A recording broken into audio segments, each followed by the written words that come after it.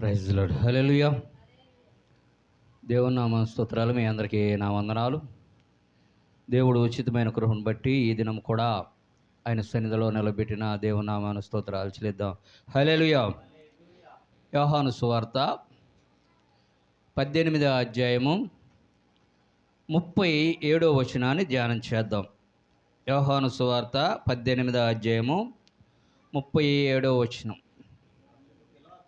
అందుకు పిలాతు, నీవు రాజువా అని ఆయనను అడుగగా, యేసు, నీవన్నట్టు నేను రాజునే, సత్యమును గూర్చి సాక్ష్యమిచ్చుటకు నేను పుట్టి తిని, ఇందు నిమిత్తమే ఈ లోకమునకు వచ్చి తిని, సత్య సంబంధి అయిన ప్రతివాడును నా మాట వినును. చాలు. హల్లెలూయా. ప్రార్థన చేసుకుందాం. స్తోత్రము తండ్రి, రక్షక, కృపగల దేవా యేసయ్య, నువ్వు ప్రేమించి ఆశీర్వదించి ఈ రాత్రి కూడా తండ్రి మమ్మల్ని సజీవులుగా ఉంచి నీవు మాకు ఇచ్చిన ఈ క్రీస్తు రాకడ రక్షణతోని ప్రార్థన మందిరాన్ని బట్టి నీకు స్తోత్రాలు చెల్లిస్తున్నాం. మరి ఇప్పుడు వరకు తండ్రి పాటల ద్వారా మా స్వరాలు ముట్టి పరలోక రాగాలు దయచేసి ఉన్నావు. మరి ఎన్నిక లేని వాడిని నీ పక్షాన్ని నిలబడి ఉండగా, నిలబడిన నా ఆత్మను మరుగు చేసి నీ ఆత్మ ద్వారా మాతోనూ నాతోనూ ప్రతి ఒక్కరితో ఈ రాత్రి కాలం తండ్రి మాట్లాడుతున్నాం. ప్రతి ఒక్కరికి వినగల సేవి, గ్రహించగల హృదయాన్ని దయచేయమని, నువ్వే ఘనత మహిమ ప్రభావమును పొందమని నజరేయుడు పవిత్రుడైన యేసయ్య పరిశుద్ధ నామంలో అడిగి వేడుకొంచున్నాము తండ్రి. ఆమేన్. హల్లెలూయా. అయితే ఇక్కడ మళ్ళీ చదవండి ఆ మాట. అందుకు పిలాతు, నీవు రాజువా అని ఆయనను అడుగగా, యేసు నువ్వు అన్నట్లే నేను రాజునే, సత్యమును గూర్చి సాక్ష్యమిచ్చుటకు నేను పుట్టి తిని, ఇందు నిమిత్తమే ఈ లోకమునకు వచ్చి తిని, సత్య సంబంధి అయిన ప్రతి వాడు నా మాట వింటాడు. హల్లెలూయా. ఇక్కడ యేసు ప్రభు చెబుతూ ఉన్నాడు, నేను సత్యమును గురించి సాక్ష్యం ఇచ్చుటకు పుట్టి తిని, సత్య సంబంధి అయిన ప్రతి వాడు నా మాట వింటాడు అని ఇక్కడ యేసయ్య చెబుతున్నాడు. అందుకనే యోహాను సువార్త 1వ అధ్యాయము 17వ వచనంలో ఈ యోహాను భక్తుడే ఒక మాట చెబుతున్నాడు. 1వ అధ్యాయము 17వ వచనం. యోహాను సువార్త, ధర్మశాస్త్రము మోషే ద్వారా అనుగ్రహింపబడెను, కృపయు సత్యమును యేసుక్రీస్తు ద్వారా కలిగెను. హల్లెలూయా. ఇక్కడ ధర్మశాస్త్రము మోషే ద్వారా వచ్చిందండి. ఇప్పుడు యేసు ప్రభు ఈ ధర్మశాస్త్రంలోనే ఉన్నాడు, ధర్మశాస్త్రంలోనే పుట్టాడు. ఈ పుట్టి ఆయన ఏం చేస్తాడంటే ఆయన ఒక సువార్త చెబుతూ ఆయనకు ఒక శిశువుల్ని తయారు చేసుకున్నాడు.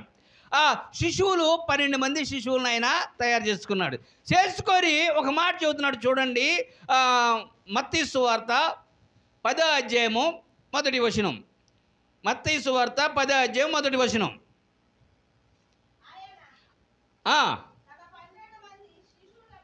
ఆయన తన 12 మంది శిశువులను పిలిచి అపవిత్రాత్మలను వెళ్ళగొట్టుటకును, ప్రతి విధమైన రోగములను, ప్రతి విధమైన వ్యాధిని స్వస్థపరుచుటకును వారికి హల్లెలూయా అధికారం ఇచ్చాడు. ఈ 12 మందిని పిలిచి చెబుతూ అధికారం ఇచ్చి ఆయన 5వ వచనం చదువమ్మా.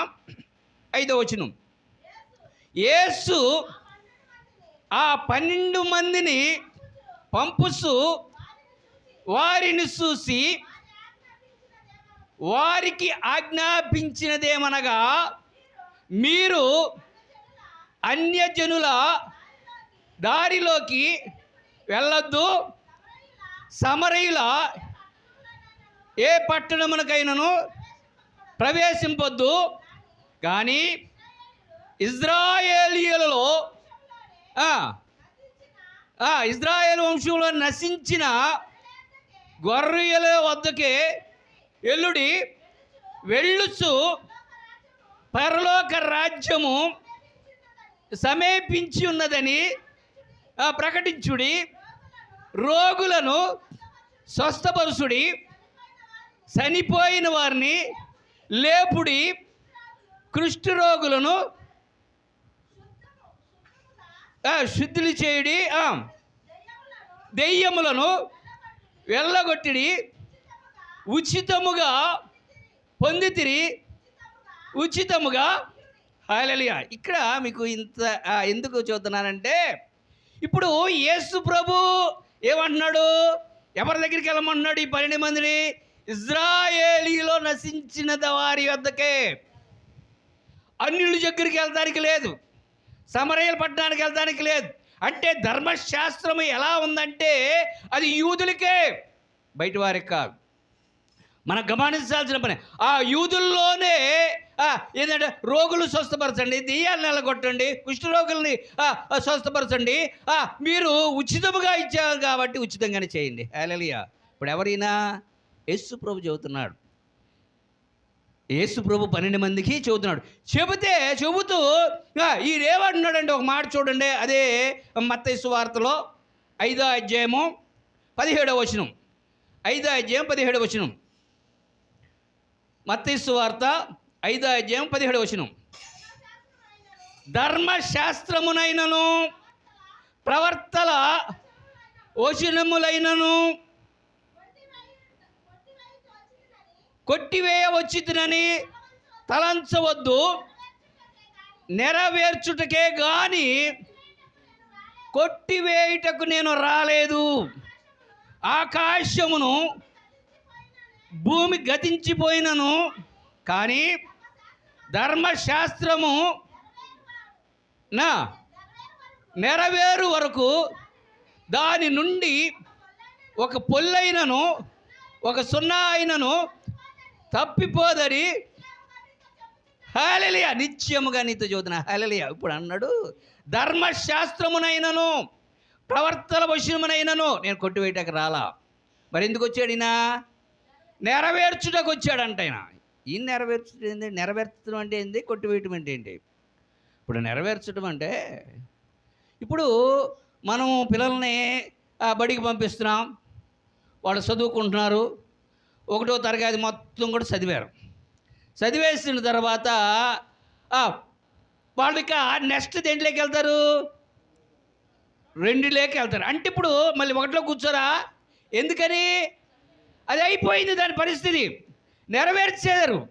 అలాగే ఇప్పుడు నెరవేర్చడం అంటే మనము పూర్తిగా దాన్ని చేయటం.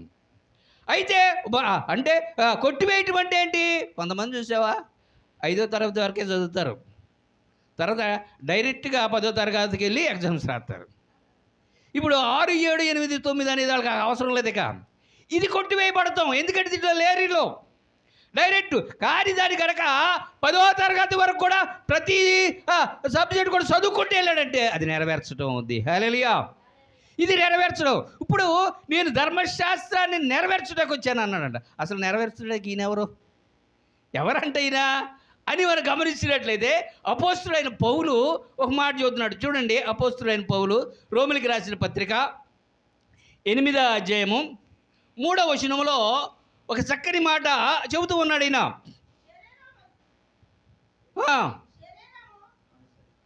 సరిగ్గా చదవండి, ఏం బాధలేదు.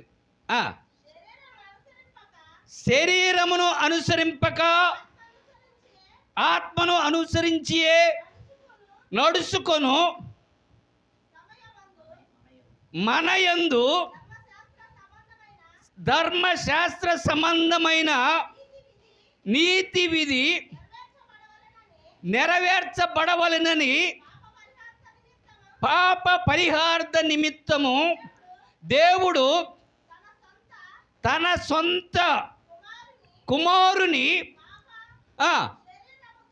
పాప శరీరాకారముతో పంపి ఆయన శరీరమందు పాపమునకు ఏంటంట శిక్ష విధించెను. హల్లెలూయా. ఇప్పుడు ఈ అపోస్తలుడైన పౌలు చాలా చక్కగా చెబుతున్నాడు. ఈ యేసు ప్రభు ఎవరయ్యా అంటే దేవుని కుమారుడు. ఈ దేవుని కుమారుడు ఏం చేయాలంట? దేనికి పంపించాడంట?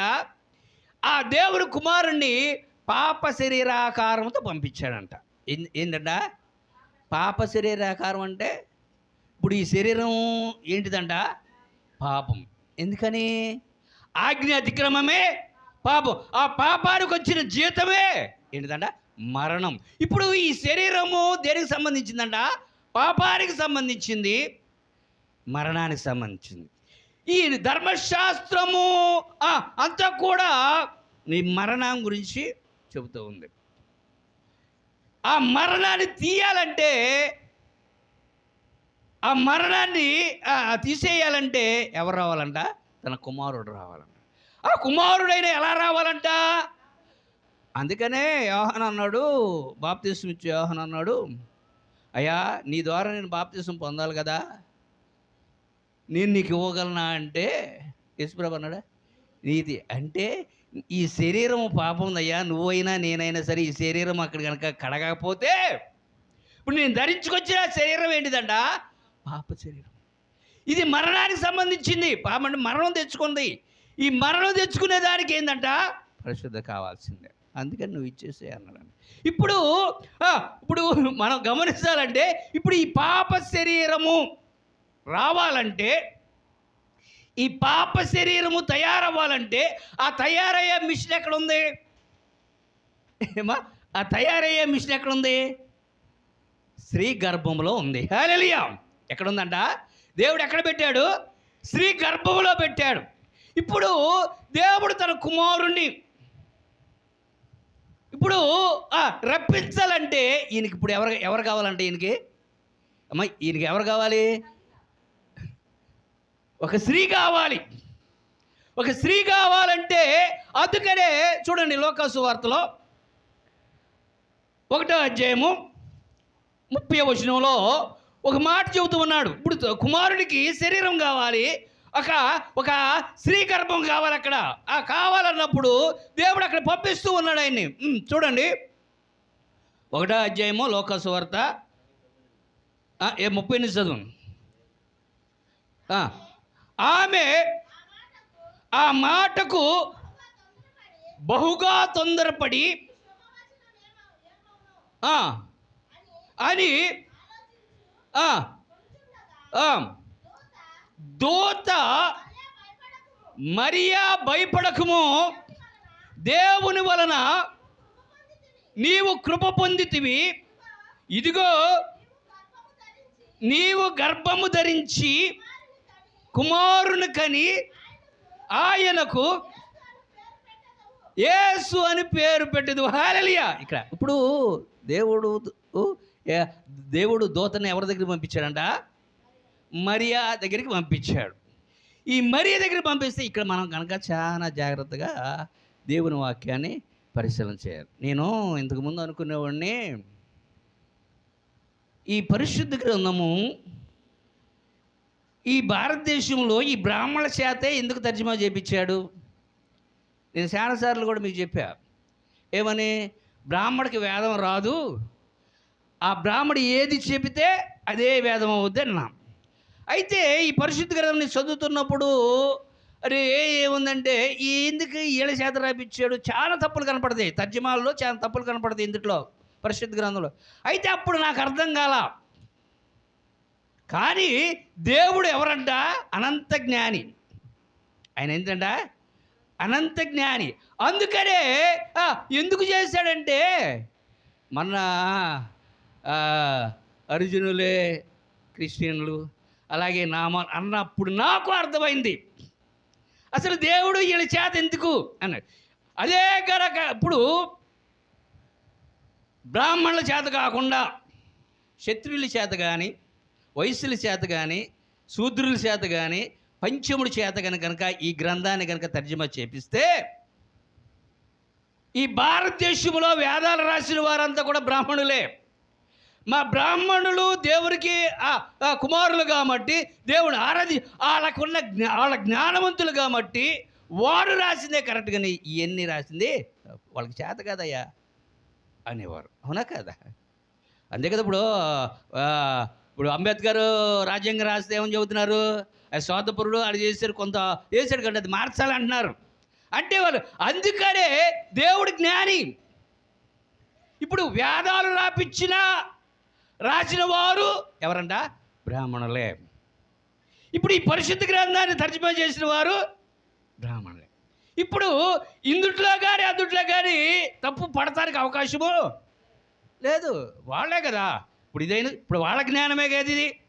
ఇప్పుడు వేదాలు రాసిన బ్రాహ్మణ జ్ఞానమే, దీన్ని తర్జుమా చేసి బైబిల్ రాసిన అది కూడా వాళ్ళ జ్ఞానమే, మనకు కాదు. ఈ బైబిల్ కంటే ముందు వాళ్ళు వేదాలు రాశారు. ఈ వేదాల్లో ఏమని రాశారంటే సృష్టికర్త ఒక బ్రహ్మ అని రాశారు. ఈ సృష్టికర్త ఈ బ్రహ్మ జననము 2 విధాలుగా చూపిస్తారు వాళ్ళు. ఒకటి, విష్ణుమూర్తి బొడ్డులో నుంచి ఒక కాడ బయలుదేరి అక్కడ పుష్పంగా ఆ పుష్పంలో బ్రహ్మ పుట్టాడని ఒక రకంగా చెబుతారు మనకి. రెండవది ఏంటంటే ఆదిపరాశక్తి ద్వారా బ్రహ్మ పుట్టాడు. అందుకనే కదా సృష్టికర్త ఒక బ్రహ్మ, ఆ బ్రహ్మన కన్నది ఒక అమ్మ అంటారు. అయితే ఇప్పుడు వారు రాసిన అంటే 2 విధాలుగా అక్కడ మనకి కనపడుతుంది వాళ్ళ గ్రంథాల్లో. ఇప్పుడు మనం గమనించినట్లయితే నేను చెప్పాను, బ్రహ్మ అనే పదానికి అర్థం ఏంటంటే స్తోత్రహరుడు అన్నాం. మనం స్తుతులు అర్పిస్తే ఆ స్తుతుల మీద ఆసీనుడు వాడు బ్రహ్మ అని రాశారు. ఎవరు వాళ్ళు రాసింది? బ్రాహ్మణులే రాశారు, బయట వాళ్ళు కాదు అన్నాడు. అంటే నిజంగా మన బైబిల్లో లేదు కదా అంటే ఇప్పుడు ఆయన స్తుతులు అర్పించేవారిని బ్రహ్మ అన్నాడు, అంటే స్తుతుల మీద ఆసీనుడైన వాడిని. ఇప్పుడు స్తుతులు అర్పించేవాడిని ఏమనాలి? మనం బాగా ఆలోచన చేయాలి. ఈ స్తుతులు అర్పించేవాడిని ఏమనాలి? హల్లెలూయా. బ్రహ్మ సత్యము కానిది అసత్యం, బ్రహ్మ కానిది అబ్రహ్మ, అబ్రహ్మ అబ్రహాం. హల్లెలూయా. ఎవరంట? స్తుతులు అర్పించేవాడు ఈయన. ఆయన స్తుతులు అందుకునేవాడైతే ఈయన స్తుతులు అర్పించాడు. అబ్రహాం బ్రహ్మ కానిది అబ్రహ్మ అబ్రహాం. అందుకనే ఇప్పుడు ఈ పరిశుద్ధ గ్రంథంలో ఉన్న ఆ దేవుణ్ణి ఏమన్నారు? వాళ్ళు ఏమని రాశారు? యెహోవా అన్నారు. యెహోవా అనే మాటకు అర్థం ఏంటి? ఉన్నవాడు. బ్రహ్మ అనే మాటకు అర్థం ఏంటి? స్తోత్రహరుడు. ఇప్పుడు స్తోత్రాలు ఉన్నవాడికి చేస్తారా, లేనివాడికి చేస్తారా? చాలా గమనించాలి దేవుని వాక్యాన్ని. అవునా కదా? ఉన్నవాడికి స్తుతులు అర్పిస్తాం, లేనివాడు చచ్చినోడికి ఏమైనా చేస్తాం మనం? బతుకున్నవాడికి చేస్తే ఉంటుందా? చచ్చిపోయినోడికి ఏమైనా చేస్తే ఉంటుందా? చచ్చిపోయినోడికి మనకి ఏమైనా సహాయం చేస్తాడా? చేయడు. అందుకనే ఏంటంటే ఆ సృష్టికర్తనే. ఇప్పుడు చూడండి, హిందువులు మొత్తము కూడా మనం గమనించినట్టే వాడు 3 దేవుళ్ళు ఉన్నారు. బ్రహ్మ విష్ణు మహేశ్వరులు 3 ఉన్నారు. విష్ణుడికి శివుడికి గుళ్ళు ఉన్నాయి, బ్రహ్మకు గుడి ఉండదు. ఎందుకు గుడి లేదు? మనం గమనించాల్సిన విషయం ఏంటంటే విష్ణువులకి గుడి ఉంది, శివుడికి గుడి ఉంది, బ్రహ్మకు మాత్రం గుడి లేదు. 3 ఆమెకు పుట్టినోళ్ళే. ఈయనకి ఎందుకు కట్టలేదు? ఈ బ్రహ్మ అనే ఆయన ఒక తప్పు చేశాడు. ఏం చేశాడు? కూతురికి కడుపు చేశాడు. ఏం చేశాడంట? కూతురికి కడుపు చేశాడు కాబట్టి అది తప్పు, కాబట్టి ఆయన గుడులు లేవు. ఇక్కడ ఈ పరిశుద్ధ గ్రంథంలో ఇప్పుడు మనం చాలా జాగ్రత్తగా పరిశీలన చేయాలి. ఈ పరిశుద్ధ గ్రంథంలో ఇప్పుడు దేవుణ్ణి మనం ఆరాధిస్తున్నాం, చాలా గమనించాలి. దేవుణ్ణి ఇప్పుడు యేసుప్రభు మనకు దేవుడు కదా. ఇప్పుడు నాకేమవుతాడు? తండ్రి అవుతాడు. ఇప్పుడు నువ్వు నా కూతురువి, నీకేమవుతాడు ఆయన? తాత అవుతాడా?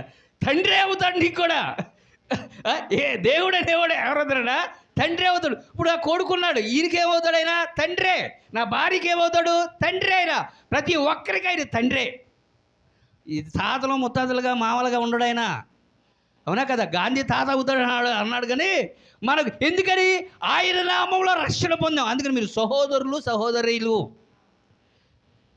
లోక సంబంధంగా మనం మామ అత్త తండ్రి కొడుకులు అవుతాం, కానీ దేవుని విషయంలో ఇప్పుడు మీరు బాగా ఆలోచించాల్సిన విషయం ఏంటంటే, ఇప్పుడు యెహోవాకి ఈ మరియమ్మ ఏమవుద్ది అమ్మా?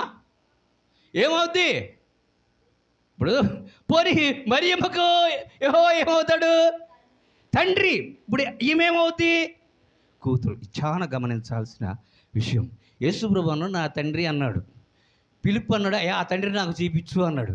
పిలుపుకి ఏమయ్యాడు? తండ్రి అయ్యాడు. ఇప్పుడు ఈ మరియమ్మకు కూడా తండ్రి. ఇప్పుడు ఎవరో చూసావా, ఇక్కడికి వచ్చేటప్పటికి ఆ కూతురు దగ్గరికి వచ్చాడంట. నాకు ఒక నా కుమారుని గర్భంలోకి పంపి అయ్యా అని, పంపిస్తానికి. అనగానే 34వ వచనం చదువమ్మా. 34వ వచనం, యోహాను సువార్త 1వ అధ్యాయము, లూకా సువార్త 1వ అధ్యాయము 34వ వచనం. అందుకు మీరు తొందరగా చదవాలి, నాకు టైం అయిపోద్ది. అందుకు మరియా, నేను పురుషుని ఎరగని దానినే ఇది ఎలాగూ జరుగునని దూతతో అనగా, దూత పరిశుద్ధాత్మ నీ మీదికి వచ్చును, సర్వోన్నతుని శక్తి నిన్ను కమ్ముకొనును, గనుక పుట్టబోవు శిశువు పరిశుద్ధుడై దేవుని కుమారుడు అనబడును. హల్లెలూయా. ఇక్కడ ఏంటంటే పరిశుద్ధాత్మ నీ మీదకి వస్తుందమ్మా, అది నిన్ను కమ్ముకుంటుంది. అప్పుడు నీకు కుమారుడు పుడతాడు. ఆ పుట్టిన వాడిని ఏమంటారంట? దేవుని కుమారుడు అంటే అనబడతాం ఏంటి? దేవుని కుమారుడు అనాలా లేదా? దేవుడు కుమారుడు అనాలి. అక్కడ అనబడతాడు అంటుంది. అంటే దేవుడు కుమారుడు కాదా? ఇప్పుడు మనం ఆలోచించాల్సిన విషయం అదే. ఈ పరిశుద్ధ గ్రంథంలో 2 సృష్టికర్తలు ఉన్నారంట. ఎప్పుడైనా మీరు తెలుసా మీకు? ఏమండి, 2 సృష్టికర్తలు ఉన్నారంట. ఇక్కడ ఉన్నారా? ఎప్పుడైనా చదివారా? తెలియదు. అపోస్తుడైన పౌలు వచ్చేంత వరకు కూడా మనకి ఏమీ తెలియదు. అపోస్తుడైన పౌలు చెబుతున్నాడు చూడండి. 1 కొరింథీయులకు రాసిన పత్రిక 8వ అధ్యాయము 5వ వచనం. 1 కొరింథీయులకు రాసిన పత్రిక 8వ అధ్యాయము 5వ వచనం.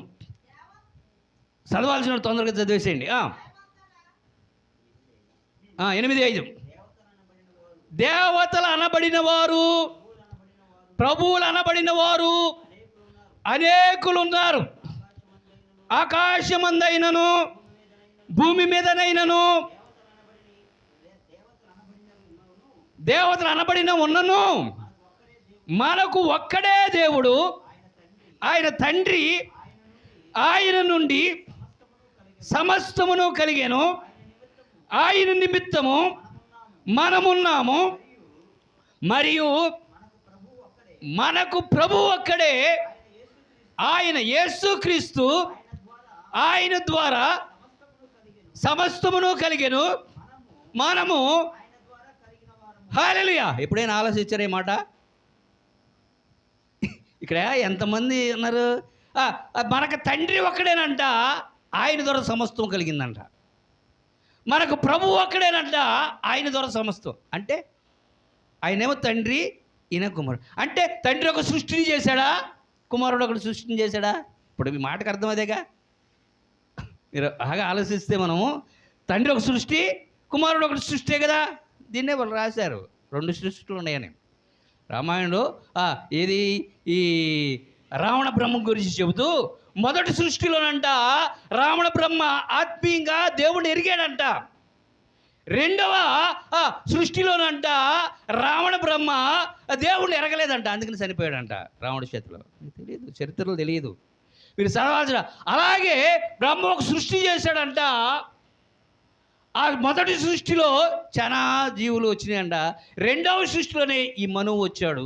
ఈ మనువుకి 9 మంది ఆడపిల్లలు ఉన్నారు. 9 మంది ఆడపిల్లల తర్వాత కాకముని అనే వ్యక్తి కుమారుడుగా, అంటే విష్ణువు అవతారం వ్యక్తిగా పుట్టాడు కాకముని అని. అంటే మను అనే 2వ సృష్టిలో వచ్చాడన్నాడు. ఇక్కడ పరిశుద్ధ గ్రంథంలో కనుక ఏమని చదివి 2 సృష్టికర్తలు ఉన్నారని రాస్తున్నారు. హల్లెలూయా. ఇప్పుడు ఈ మాట అంతే కదా. ఎందుకని ఎందుకని ఈ మాట చెబుతున్నాడు అంటే ఇద్దరు సృష్టికర్తలు ఉన్నారా? అందుకే ఇక్కడ ఏమన్నాడంట, మళ్ళీ చదవం లోకసువార్తలో 34వ వచనంలో ఇక్కడ చక్కని మాట, ఒక మాట చెబుతున్నాడు. అందుకు మరియా, నేను పురుషుని ఎరగని దానిని ఇది ఎలాగు జరుగునని దూతతో అనగా, దూత పరిశుద్ధాత్మని మీదకి వచ్చును, సర్వోన్నతుని శక్తి నిన్ను కమ్ముకొనును, గనుక పుట్టబోవు శిశువు పరిశుద్ధుడై, హల్లెలూయా, అంటే దేవుడు కుమారుడు అనబడతాడంట, కానీ దేవుడు కుమారుడు కాదంట ఆయన, మరెవరైనా. ఇక అర్థమవుతుందా? దేవుడే తండ్రే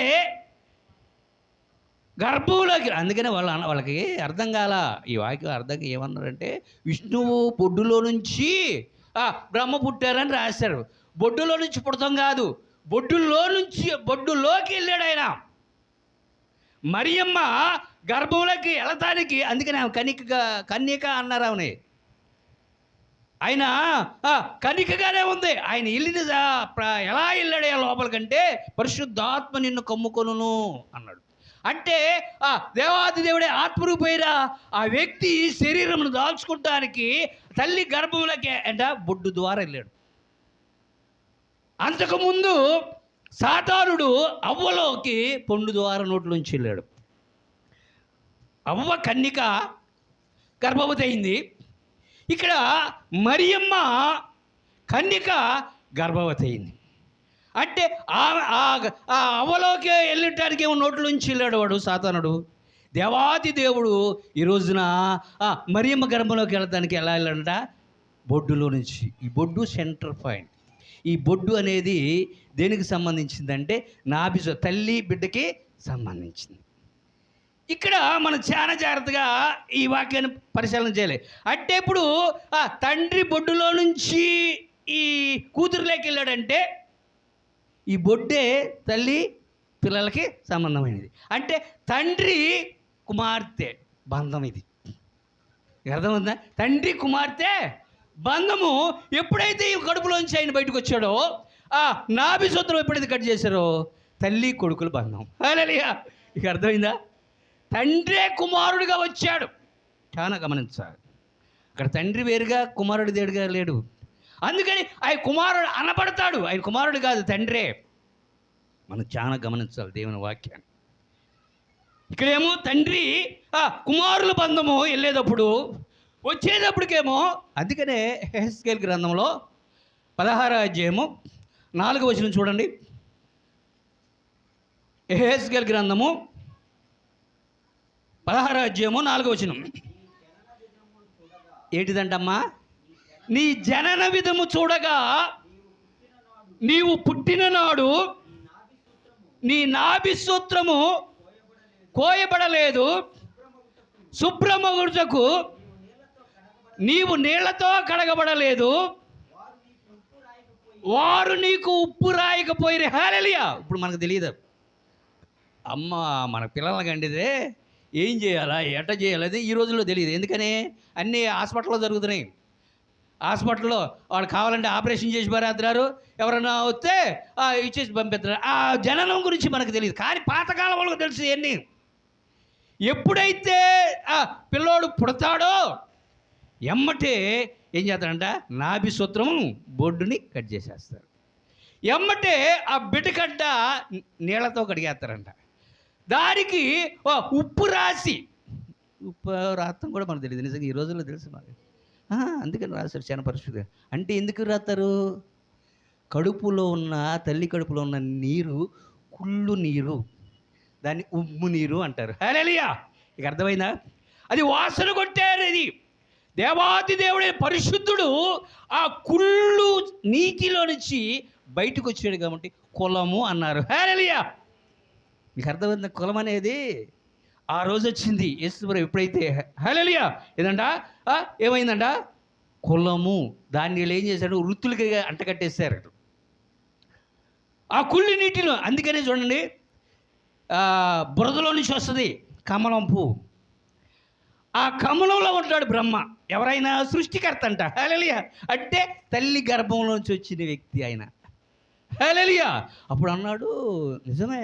అంటే మనకు చాలా సంగతులు మనకి తెలీదు, చెప్పరు. ఒకవేళ చెబితే అది అర్థం చేసుకునే ఆలోచన ఈ అస్సలు లేదనుకోండి. ఎందుకని వాళ్ళకి తెలియట్లే. నికోదేమో అన్నాడు, చూడండి ఆ మాట, యోహాను సువార్తలో 3వ అధ్యాయం 3వ వచనం. యోహాను సువార్త 3వ అధ్యాయం 3వ వచనం.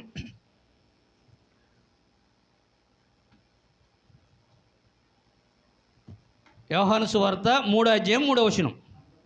అందుకు యేసు అతనితో, ఒకడు క్రొత్తగా జన్మిస్తేనే కానీ అతను దేవుడి రాజ్యమును చూడలేడని నీతో నిశ్చయముగా చెప్పుచున్నాను. అందుకు నికోదేము, ముసలివాడైన మనుషుడు ఎలాగూ జన్మించగలడు?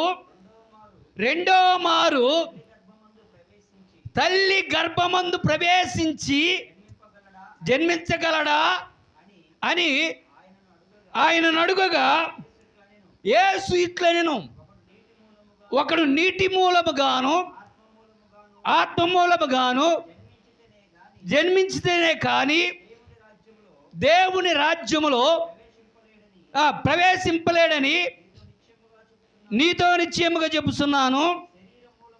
శరీరము మూలముగా జన్మించినది శరీరమును, ఆత్మ మూలముగా జన్మించినది ఆత్మనై ఉన్నది. నేను కొత్తగా జన్మించవలనని నేను మీతో చెప్పినందుకు ఆశ్చర్యపడవద్దు.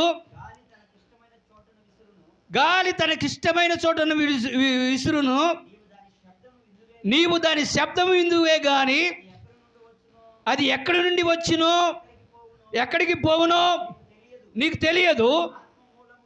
ఆత్మ మూలముగా జన్మించిన ప్రతి వాడును అలాగే ఉన్నాడనెను.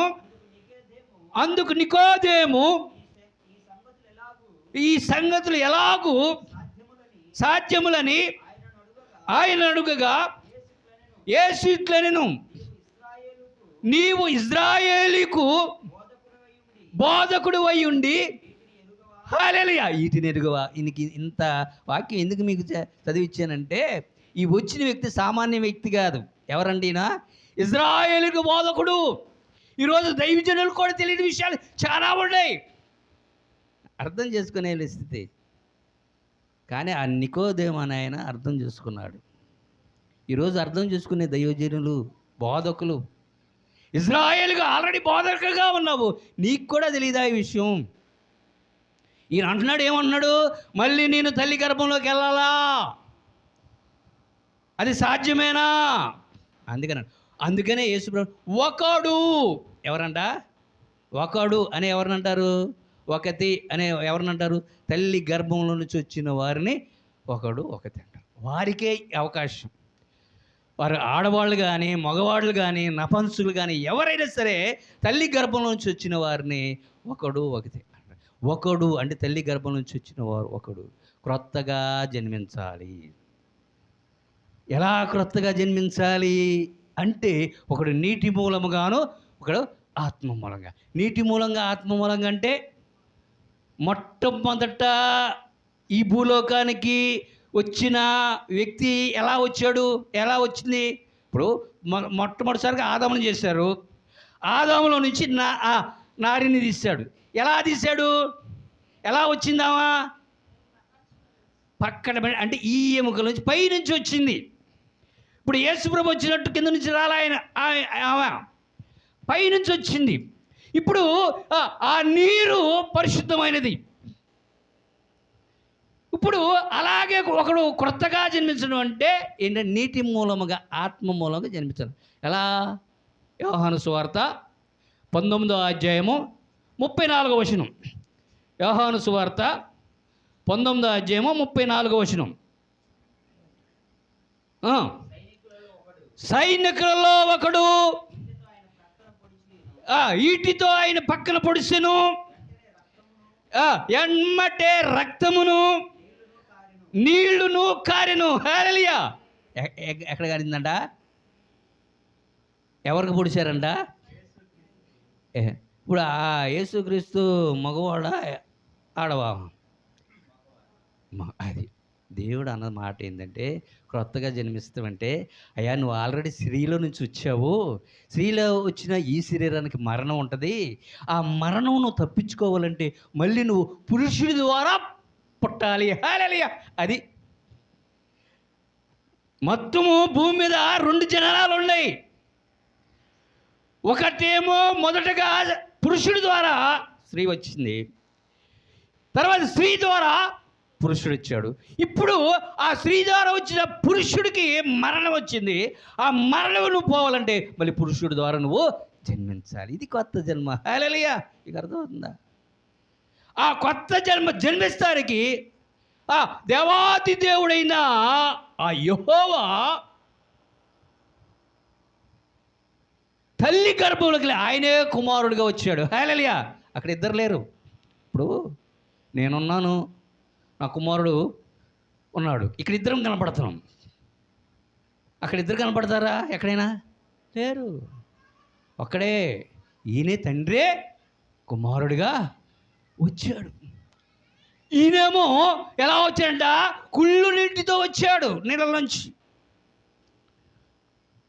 ఆయన్నే ఏంటంట? ఆ బురదలోంచి వచ్చిన వాడు. కమలం మీద ఉన్న ఎవరంట? బ్రహ్మ, సృష్టికర్త అయిన. హల్లెలూయా. ఇక అర్థమవుతుందా? చాలా జాగ్రత్తగా ఆలోచించాలి. అందుకనే ఇప్పుడు యేసుప్రభుకి ఏమీ లేదు. ఇప్పుడు నాకు ఒకటి ఉందండి, నేను నాకున్న దాంతో ఈ భూ ప్రపంచం మొత్తం తిరిగి రావచ్చు, కానీ యేసుప్రభుకి అవకాశం లేదు. నాకున్నది ఏంటి, యేసుప్రభుకి లేనిదేంటి? నాకేముందంటే, నా పేరుని కనుక చూస్తే ఏపూరి రవికుమార్ సన్ ఆఫ్ వెంకటేశ్వర్లు అని ఉంటుంది. హల్లెలూయా. నా ఆధార్ కార్డులో ఉంటుంది, నా పాన్ కార్డులో ఉంటుంది, నా సర్టిఫికేట్లో ఉంటుంది. ఏముంటుందంటే నాకు సన్ ఆఫ్. నాకేముంటుందమ్మా? సన్ ఆఫ్ ఉంటుంది. మరి యేసుప్రభుని ఏముంది చూడండి. ఆ మాట మత్తయి సువార్త 13వ అధ్యాయము 55వ వచనం. మత్తయి సువార్త 13వ అధ్యాయము 55వ వచనం. ఇతడు వడ్లమారి కుమారుడు కాడ, తన తల్లి పేరు మరియ కాదా? హల్లెలూయా. ఇప్పుడు దేవుడికి ఏం లేదంట, యేసుప్రభుకి ఏం లేదు, సన్ ఆఫ్ లేదు, మదర్ ఆఫ్. మీకు అర్థమవుతుందా? సన్ ఆఫ్ ఎందుకు లేదు? సన్ ఆఫ్ ఎందుకు లేదు? తండ్రి లేడా ఆయనకి? లేడు. ఎందుకని? ఆయన తండ్రే కొడుకయ్యే, ఆయనే తండ్రి. ఇక ఆయనకి తండ్రి ఎక్కడ ఉన్నాడు? అవునా? ఇది మనం చాలా జాగ్రత్తగా ఆలోచించాలి. ఈ రోజున మనం ఆలోచించుకోవాలి. ఆయనే ఏందంట? ఆయనకి ఏమీ లేదంట, సన్ ఆఫ్ లేదు, ఏముందంట? Mother of. అందుకనే నువ్వు సమరయుడు అంటే నీ బాబు ఎవడో తెలియదురా నీకు అన్నారు, నిందించారు, నన్ను అవమానిస్తున్నారు అన్నాడు యేసుప్రభు. హల్లెలూయా. ఎందుకు ఇప్పుడు ఈ మాట చెబుతున్నాం అంటే, మనకి ఎప్పుడైతే ఈ తండ్రి గర్భంలో రాకుండా ధర్మశాస్త్రంలో ఉన్నంత వరకు కూడా ఎవరికి ప్రకటించాలి? ఎవరికి ప్రకటించాలంట? యూదులకే ప్రకటించాలి. ఈ రోజున మనం అనుకున్న క్రైస్తవుడికే యేసుప్రభు అనుకుంటున్నాం. అది ఎప్పుడు? ధర్మశాస్త్రంలో ఉన్నప్పుడు. ఆయన ఎవరో దహించు అగ్ని. ఆయన పేరేంటి? యెహోవా ఉన్నవాడు. ఆ యెహోవా అయిన ఆ పరిశుద్ధ ఆత్మ ఆ కుల్లి నీటిలోకి వచ్చి, తల్లి గర్భంలోకి వచ్చి కుమారుడుగా బయటకు వచ్చిన తర్వాత ఆయన ఏమయ్యాడంట? ప్రపంచానికి దేవుడైన. హల్లెలూయా. అందుకనే ఒక మాట చెబుతున్నాడు చూడయ్యా, యోహాను సువార్తలోనే 1వ అధ్యాయము 10వ వచనం. యోహాను సువార్త 1వ అధ్యాయము 10వ వచనం. ఆయన లోకములో ఉండెను, లోకము ఆయన మూలముగా కలిపాను, కానీ లోకమును తెలుసుకొనలేదు. లోకము ఆయనను తెలుసుకొనలేదు. ఆయన తన స్వకీయులకు వచ్చెను. ఆయన స్వకీయులు ఆయనను అంగీకరింపలేదు. తన్ను ఎందరు అంగీకరించురో వారందరికీ, అనగా నామమందు విశ్వాసం ఉంచిన వారందరికీ దేవుని పిల్లలగుటకు ఆయన అధికారము. హల్లెలూయా. ఇక్కడ అక్కడే ఆగమ్మా, మళ్ళీ చదువుకుదాను అక్కడి నుంచి. ఇక్కడ అన్నాడు, ఆయనను ఎందరు అంగీకరించురో. కులం లేదు, మతం లేదు, రాజ్యం లేదు, దేశం లేదు. అంతకుముందు యెహోవాగా ఉన్నప్పుడు యూదులే ఆయన ఆరాధించాలి, యూదులకే దేవుడు. ఎప్పుడైతే ఆ తల్లి గర్భం నుంచి బయటకు వచ్చాడో, కుమారుడిగా వచ్చాడో, ప్రతి ఒక్కరికి ఆయన నామం ఎందరు వాళ్ళ స్వకీయుల దగ్గరికి వెళ్ళినా వాళ్ళు అంగీకరించలేదండి. ప్రపంచంలో ఎవరైతే ఆయన నామాన్ని ఆయన నమ్ముకుంటారో వారందరికీ కూడా ఆయన దేవుడు. వారు దేవుని వలన పుట్టినవారే కానీ రక్తము వలనైనను శరీర వెచ్చల వలనైనను పుట్టినవారు కారు. ఆ వాక్యము అంటే ఇక్కడ ఈ దేని వల్ల పుట్టలేదంటే వీళ్ళు శరీర వాంఛల వల్ల పుట్టినవారు కాదంటే వీళ్ళు దేవుని వాక్యం వల్ల. అందుకనే పేతురు భక్తుడు చక్కగా దీని గురించి చెప్పాడు. మొదటి పేతురు పత్రిక 1వ అధ్యాయం 20వ వచనం చదవమ్మా. 1వ అధ్యాయము 20వ వచనం.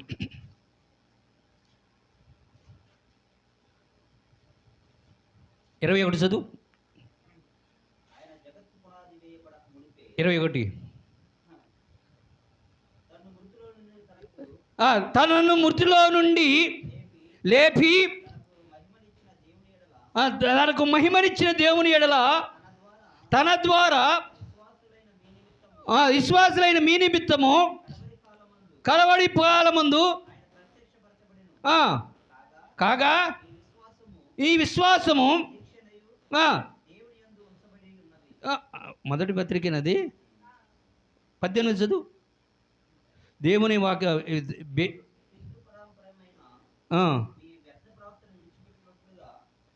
అక్షయమైన వాక్యం అని ఉండదు చూడక. ఎన్నో వచ్చినది?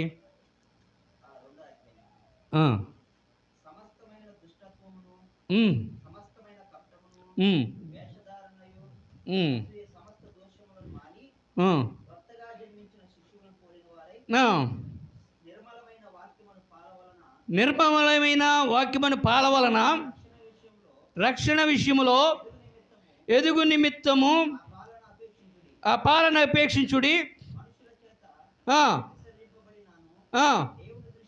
దేవుని దృష్టికి ఏర్పరచబడినది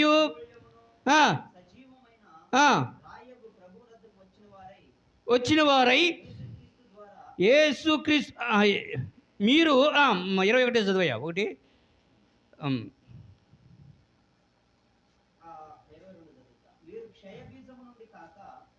మీరు క్షయబీజము నుండి కాక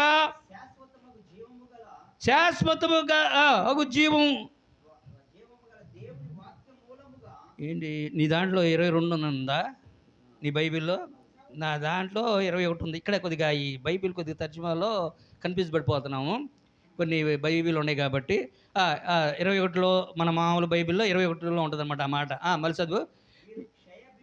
మీరు క్షయబీజము నుండి కాక శాశ్వత గల జీవము గల దేవుని వాక్యము అక్షయ బీజము నుండి పుట్టినవారు. హల్లెలూయా. ఎక్కడంట? వాక్యం అనే ద్వారా పుట్టినవారు. ఎవరంటే ఇలా ఏది ఎవరు? ఇప్పుడు దేవుని పిల్లలు. ఇప్పుడంటే పురుషుని ద్వారా పుట్టినవారు. ఆ పురుషుని ద్వారా అంటే స్త్రీలో నుంచి బయటకు వచ్చిన ఆ యేసయ్యనే, ఆ బ్రహ్మను కనుక నమ్మితే, సృష్టికర్తను నమ్మితే మనం. అందుకనే మీకు ఒక విషయం చెబుతా, ఈ మాట మీరు చాలా జాగ్రత్తగా వినాలి. ఈ సృష్టికర్త బ్రహ్మ అమ్మకు పుట్టాడంట. ఆ అమ్మ పేరు ఏంటంటే ఆది పరాశక్తి. హల్లెలూయా. ఏంటంట ఆది. ఆ మాటకి అర్థం ఏంటో తెలుసా మీకు? నేను ఇప్పుడు చెబుతున్నాను వినండి. అది కాకుండా మీకు ఏమైనా ఉంటే డౌట్లు ఉంటే నాకు చెప్పండి, నేను కూడా వింటా. ఆది అంటే ఆదిలో, పర అంటే పరలోకంలో, శక్తి. హల్లెలూయా. ఆదిలో పరలోకంలో ఉన్న శక్తి ఎవరాళ్ళు?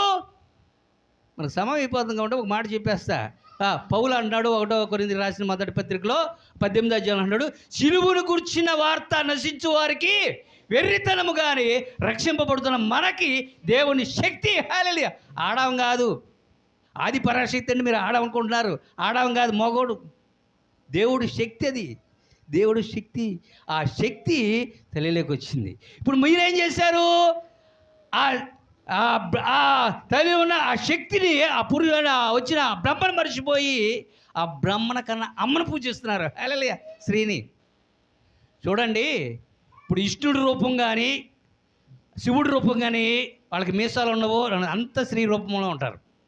ఆడ రూపమే ఉంటుంది వాళ్ళకి. ఒక బ్రహ్మకు మాత్రం గెడ్డలు ఉంటాయి, మీసాలు ఉంటాయి. ఎందుకని? ఆ ఆది పరాశక్తిని పూజించే అంటే ఆరాధించే రోజేదో మీకు తెలుసా? తెలీదు. ఆదివారం. హల్లెలూయా. ఆదివారం ఇలా అనుకున్నారు. బ్రహ్మకి గుడులు లేవులే, మీకు కట్టలేదంటే ఈ రాముడికి కానీ కృష్ణుడికి కానీ వీళ్ళందరికీ కూడా ఈ ఊరు మొత్తం కలిస్తే 4-5 గుడులు తప్పి లేదా ఒక 10 ఏమో ఉంటాయేమో ఊరు మొత్తం మీద చూస్తే. కానీ అమ్మకన్నా బ్రహ్మకి అంటే ఆది పరాశక్తి అంటే దేవుడి శక్తి కలిగిన ఈయనకి ఏంటి అయ్యి? గుడులుగా చర్చీలన్నీ ఆయనయే. హల్లెలూయా. చర్చీలే ఆయనే. వీళ్ళు ఎవరుకుంటారు? గుడులు ఎవరుకుంటారు ఆయనకి? అమ్మగారు బ్రహ్మకి గుడులు ఎవరుకుంటున్నారు? ఈ మన పేటలోనే ఉండి ఒక 20-30 దాకా వాళ్ళ గుడులు ఎక్కువ, మనం ఈయన గుడులు ఎక్కువ. ఇలా అనుకున్నా బ్రహ్మకు గుడి లేదనుకుంటున్నారు. Praise the lord. ఆది పరాశక్తి. కాబట్టి ఒకసారి జ్ఞానం తీసుకోండి. ఈరోజు మీరు తెలుసుకోవాలి, ఇది సత్యం అనేది తెలుసుకోవాలి. ఎందుకు చెబుతున్నామంటే ఈ మాట, యేసుప్రభువుని అప్పగించింది ఎవరంట? యూదులా అన్యులా? పిలాతు అన్యుడు ఏం చేయాలంటే ఇడిపియాలని ఆలోచించాడు. పౌలును కొట్టి హింసించి నరికింది ఎవరో? యూదులా అన్యులా? యూదులే. అందుకనే పౌలు అంటాడు ఒక మాట, ఇజ్రాయేలు రక్షణ పొందవాలని నా అభిలాష. హల్లెలూయా. ఈరోజు రివల్యూషన్ అవుతుంది ఎవరు? అన్యులా క్రైస్తవుడా? ఇప్పుడు మనం ఏమనుకోవాలి? ముందు అన్నిటి కాదనైనా క్రైస్తవుడు రక్షణ పొందవాలని నా హృదయ అభిలాష అనుకోవాలి. కాబట్టి సత్యాన్ని తెలుసుకోండి. నిజమైన దేవుడు ఎవరంటే నా ప్రభు అయిన యేసు. మీరేమనుకుంటున్నారంటే కోన సౌరబాబు గారు చెప్పినట్టు ఏమంటున్నాడంటే 123 దేశాలకి ఏంటంట 270 కోట్ల మందికి యేసుప్రభు దేవుడు అనుకుంటున్నారు. కాదు, ఆయనే చెప్పాడు 800 కోట్ల మంది ఉన్నారంట. ఈ యేసుప్రభు 800 కోట్ల మందికి దేవుడు. హల్లెలూయా. కాబట్టి అది తెలుసుకొని మనం అందరం కూడా దేవుణ్ణి చక్కగా ఆరాధించాలని, ఆ సత్యం తెలుసుకొని ఈ మాటలు దేవుడు దీవి